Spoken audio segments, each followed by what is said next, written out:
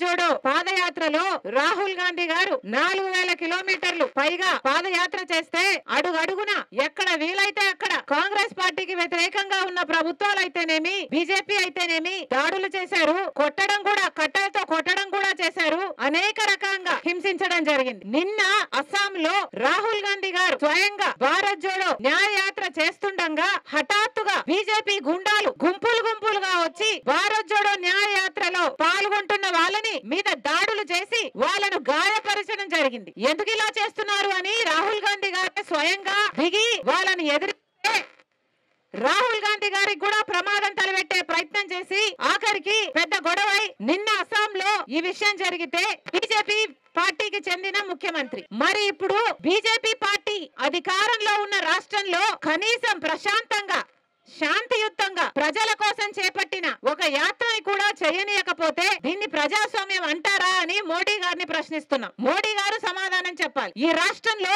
ప్రజలందరూ ఉన్నారా, లేకపోతే కేవలం బీజేపీ పార్టీ కార్యకర్తలు, బీజేపీ పార్టీకి చెందిన నాయకులు, ఆర్ఎస్ఎస్, విహెచ్పి ఇలాంటివి మీకు మాత్రమే చెందిన వాళ్ళు ఈ దేశంలో ఉండాలా? ఇక ఎవరు మిగతా వాళ్ళని ఎవరిని బ్రతకనివ్వరా, ప్రశాంతంగా ఉద్యమాలు కూడా చేసుకునివ్వరా, ప్రజల కోసం కనీసం కొట్లాడనివ్వరా అని మోడీ గారిని అడుగుతున్నా. మోడీ గారు దేశ ప్రజలకు సమాధానం చెప్పాల్సిన అవసరం ఉంది. ఈ రోజు రాహుల్ గాంధీ గారు అస్సాంలోనే ఒక గుడికి వెళ్లాలనుకుంటే ఆ గుడికి కూడా రాహుల్ గాంధీకి వెళ్ళకూడదు, అనుమతి లేదు అని అనుమతి నిరాకరించారు. బీజేపీ ప్రభుత్వము అస్సాంలో ఉంది, ఆ ప్రభుత్వం అనుమతిని నిరాకరించారు. ఎందుకు నిరాకరించారయ్యా అని అడిగితే ఎక్కడో అయోధ్యలో రామ్ మందిర్ ఏర్పాట్లు జరుగుతున్నాయి, ఆ కార్యక్రమం అక్కడ జరుగుతున్న సమయంలో ఇక్కడ అస్సాంలో రాహుల్ గాంధీ గారు గుడికి వెళ్ళకూడదట. ఇది ఎక్కడ న్యాయం అని అడుగుతున్నాం. అంటే గుడికి వెళ్ళడానికి కూడా మోడీ గారి పర్మిషన్ కావాలా, గుడికి వెళ్ళడానికి కూడా బీజేపీ పర్మిషన్ కావాలా, సామాన్య ప్రజలకు కనీసం గుడికి వెళ్లే హక్కు లేదా అని అడుగుతున్నాం. ఎందుకు నిరాకరించారో మోడీ గారు